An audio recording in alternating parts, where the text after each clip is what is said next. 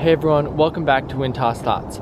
So I actually started this video yesterday and I didn't get the footage that I wanted to get originally. So we're gonna take some more footage today and hopefully get all of it so we can get this video edited and up online. So yeah, we're gonna head to the shed where we keep our splitting maul and axe. We have been really enjoying cutting wood here in Anchorage and making fires in our house to keep us warm.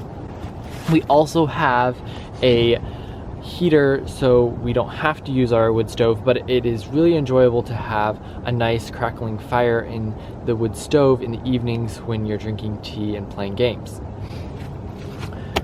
Okay, let's get this code so we can get into the shed.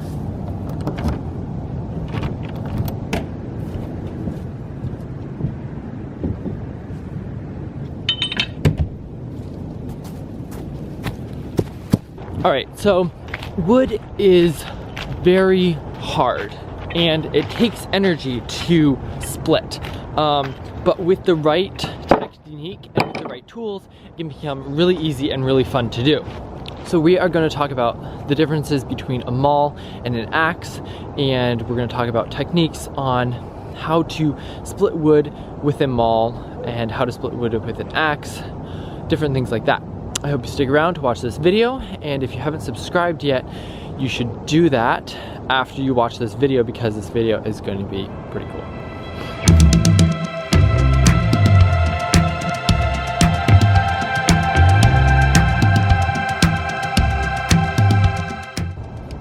So this is an axe. It is made for chopping down trees, doing a lot of like hacking type things, going against the grain. This over here, this is a splitting maul. It's made to split wood and go with the grain. So it's not made for chopping down a tree. It's pretty heavy. Usually splitting mauls weigh between 6 to 8 pounds, and that weight helps drive it down through your piece of wood to split it in half. And if you notice, it also has this wedge shape here, and that helps split the piece of wood apart and also prevents the whole maul from getting stuck in your piece of wood. Now, if we look back at the axe is really, really thin. It does not really have a wedge shape whatsoever, and it's much more curved. It's just not made for splitting wood. Now, you can split wood with it. Ginny actually here, she's been splitting wood with it. She does the smaller pieces and cuts them up into itty bitty pieces for kindling to start the fires. But for cutting the big chunks of wood, it really just does not work very well. Those are the two pieces of equipment that we have for cutting wood, and then we just have our own strength and mobility to cut the wood. All right, well, let's get started with cutting wood. All right, so you want to start with the good base piece of wood to hold your chunk that you're going to be splitting. So I usually hold the maul with my right hand up here and then my left hand down here.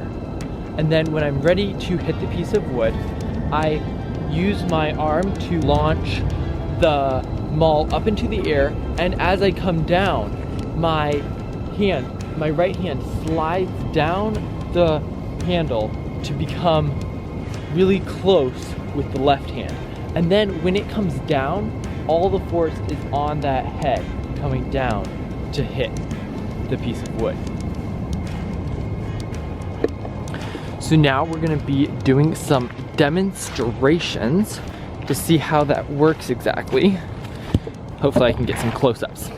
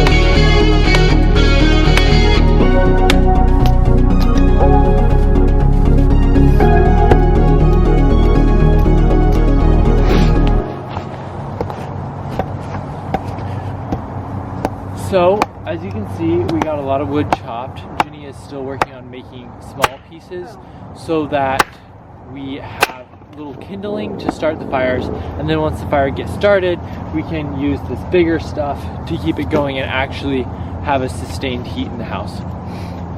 We have quite a bit of wood right now, and it's been drying for a while. So the last group that was here doing Service Adventure cut this wood, and it had all summer and this fall to dry underneath the woodshed. Okay, so we're looking at the wood pile right now. As you can see, this piece of wood has these little cracks going down it. And this is how you tell if the wood has been fully cured, which means like dried and ready to burn. And some of it doesn't crack. I think it's because it's a softer wood, so the spruce and the pine don't really do that as much as this piece, which is a harder wood, and that is a paper birch.